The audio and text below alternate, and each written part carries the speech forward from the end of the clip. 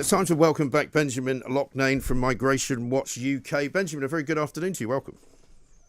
Good afternoon. Thanks very much indeed for joining us. Slightly alarming because, of course, over the course of the last, month or two, we've been very much focusing, Nigel Farage has been on the show, you've been on the show talking about it as well, the increase in numbers coming across the channel in this year particularly is up to as many as 5,000, we're now being told. But also now, it turns out there's a growing number of teenage young men coming over in the back of a lorry again.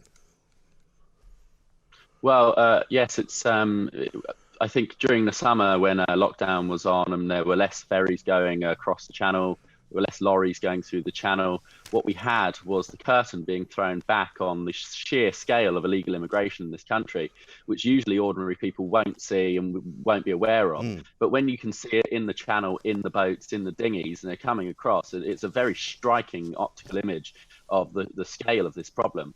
But now that all of those other routes are going back to normal, all of the lorries are coming across and all of the ferries are returning to their normal service, they are starting to exploit, again, the routes which they would have exploited before.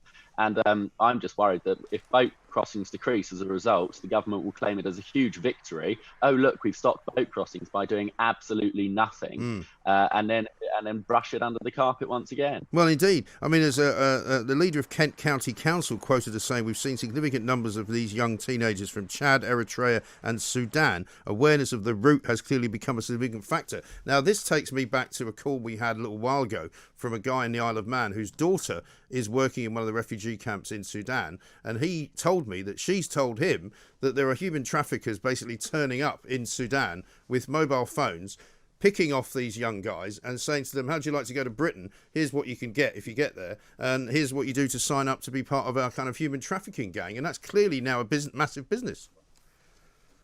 Yeah, there's this misconception that these are the huddled masses desperately getting into dinghies and trying to cross the channel of their own accord. But this is a huge multinational global business. It is starting in places like Sudan and Iran, and it is coming across. There are only about 2,000 people in the Calais camp, and yet over 6,000 have crossed this year alone. So they're not coming just from Calais or Dunkirk or Belgium. They're coming all the way with the destination in mind of Britain, right, because they know that our government are too weak and too ineffective to deal with this problem properly. There are so many pull factors, there are so many incentives to come to Britain that they're actually going to make the trip through countless safe countries just to get here, where they know we're a soft touch. They take our kindness for weakness and they exploit it and they manipulate it, and we allow them to do it because we will not change the law. And we're told by those in the know, yourself included, that most of the people coming on dinghies would not qualify under the UN's definition of asylum seekers. Are we talking the same situation with these young men? Because they're coming, it would seem, from war-torn countries. Well, absolutely. The vast majority do not qualify as asylum seekers. But even if they do, they pass through so many safe countries that they don't qualify as refugees here. So I believe of those who have come over this year, 71 have been turned down on the basis of the fact that they're in the wrong country. You know, they're claiming refuge in the wrong country. Right. But it doesn't matter, because most of them will never be returned to where they came from. Most of them will continue to game the asylum system for years and years and years while taking advantage of Britain's generosity and weakness. And they know they'll never have to go back to where they've come from. So they don't really care that much, I think, about getting granted asylum. In fact, it's just about getting to Britain and being able to milk the system, which is so weak and ineffective. And as you say, once they manage to physically land here, it's incredibly difficult to get rid of them. Now, we've heard Priti Patel, haven't we? Every time the story kind of pops up and gets a little bit of coverage on the mainstream news, that she's going to be cracking down on it, that she's sent more people home, that basically they're going to change the law. There was the group of Common Sense MPs, we've spoken to many of them, who were having meetings with the Home Office. There was a Home Office Select Committee, Home Affairs Select Committee meeting yesterday, which these figures have come from. But it looks still as though there's not a lot actually changing. Well, it's all well and good to talk about it, and they've done a lot of talking, and they've talked very tough, and they've had a vast number of PR stunts, but it doesn't do anything. You need to change the law.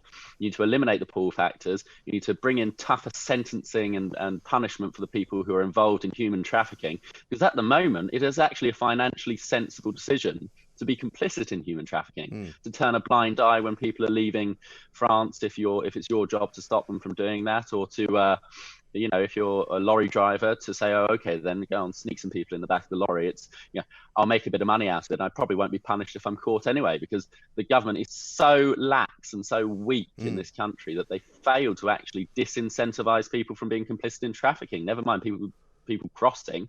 It's we need to get tougher. Yes. We need to get a little bit more serious about this issue, and not just wait for the boat crossings to stop and people to return to lorries and then pretend that we've fixed the issue and go, oh, look, the boats aren't coming anymore. Right. Oh, yes, because they've just moved back to going in lorries. Well, and also because we've moved into autumn, whereby the seas will probably be slightly less calm and glass-like, which is what they have been all summer. Yes, exactly. Less still seas, less choppy crossings, as it were. But this is the problem. The government can get away with doing nothing. They can get away with talking the talk and failing to actually do anything. Right. And then turning around in winter and saying, oh, isn't it funny that now that it's cold and wet and the waters are more choppy, people aren't coming? It must be because all of our PR stunts worked. Well, no, they know what's going on. They do. And of course, I mean, I haven't been to Calais that recently, probably not for about 4 or 5 years, but they did change the way that the ferry ports were kind of commissioned, if you like, didn't they? Because they made it a lot more difficult for people to congregate around where the lorries actually stopped. They put a lot more fences in. They made it much more difficult for people to actually illegally get onto lorries. So are you suggesting, or are you thinking that some of these lorry drivers may be complicit then? Well, I think a lot of people are complicit. It's a big money business. Where there's money, there's a huge financial incentive to suspend your morality and your ethical judgment for a brief period of time to make a bit of money. And a lot of people, I think, sadly, will do that, as we can see just by the sheer numbers that have been coming in. I believe during the period of November 2018 to October 2019, there were 50,000 clandestine attempts to enter Britain. So that's a huge amount of money, a huge amount of people coming over or attempting to, compared to these 6,000 who have come this year in boats. I mean, that's just the tip of the iceberg. It's the lorries, it's the cars, it's the all manner of methods that exist apart from boats. But what we know about the traffickers is that they are very enterprising, they're very creative, and they adapt very quickly. So you can put up all manner of fences and border security and all the rest of it. They'll find a way to get around that. Yeah. What it comes down to is changing the law. It's not about putting up fences. It's not about putting up signs which say, please don't come to Britain. It's not about appointing, a clandestine Dan Amani, this chap. Yeah, how's he getting on? Well, I think he's been set up as a fall guy for the government, to be honest, because he has no power. Effectively, without the law behind him, what power does he have to do this? He's just a figurehead, so that they can turn around and go, oh, we appointed someone to do this job, and if they haven't done it, then it's not us to blame. Well, it is you to blame. It is the Home Office, it is the government, it is the people who have the power to change the law who are to blame for this continuing to happen. Right. And what was the point, by the way, of putting up all these drones that we saw for quite a period of time? I don't know if the drones are still there, but they don't appear to sort of pursue any purpose particularly.